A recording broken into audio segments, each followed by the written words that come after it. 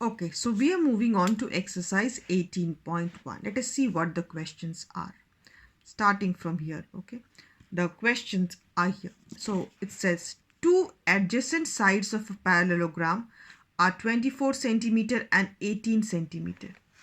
If the distances between the longer sides is 12 centimeter, find the distance between the shorter sides. So let us see here. Question is here. Okay, so here we have a parallelogram. Okay, it is saying that the sides of a parallelogram are 24 centimeter and 18 centimeter. They are saying that the distance between the everything is not visible. Anyway, the question you have read is it said the distance between the longer side. So this is the longer side. The distance between the longer side is given as 12 centimeters. So here it is. Distance always means the perpendicular distance. That means this distance is given as 12 centimeters. They are asking you to find out the distance between the shorter side. That means if I have to drop a perpendicular from this on this would be the distance between these two sides. Okay, distance is always the perpendicular distance. Now, as you know from the formula, the area of a parallelogram is base into height. Okay, so from here, this is the formula. Okay, we have done just now. Area of the parallelogram is base into height. Now you see whichever side I can take as the base. There are two sides. One is here and these two are same and these two are same. So here this has been taken as the base. So if this is the base, then this is the height. Okay, this was given. The distance between these two is 12. So area of the parallelogram is 24 into 12. Isn't it? Area of the parallelogram should be base into height. I have taken this as my base. Now it does not matter. Any of my sides I can take as the base, isn't it? If I look at my diagram like this, I can also take this as the base. In that case, if I take this as the base, then this should be the height. So this is also base into height. This is also base into height of the same parallelogram. Okay. If this is the distance between the shorter side, h. The parallelogram is the same.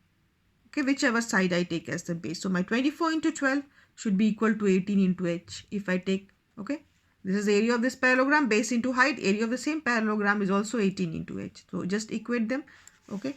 So here we have 6 3s are 18, 6 4s are 24, 3 4s are 12. So 4 4s are 16 centimeter. So this distance between the shorter sides should be equal to 16 centimeter. Okay.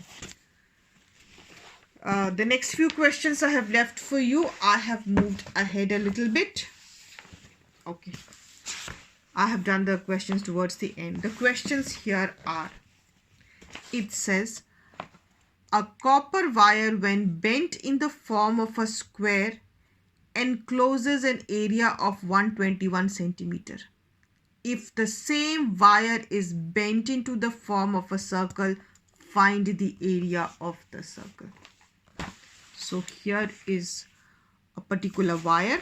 Okay, here is the question. A wire, it has been bent to form, if I have a wire, I can, this is not a wire, but any wire, I can bend it in any way. I can form a square with the same wire, and with the same wire I can form a circle also. So that is what has been done.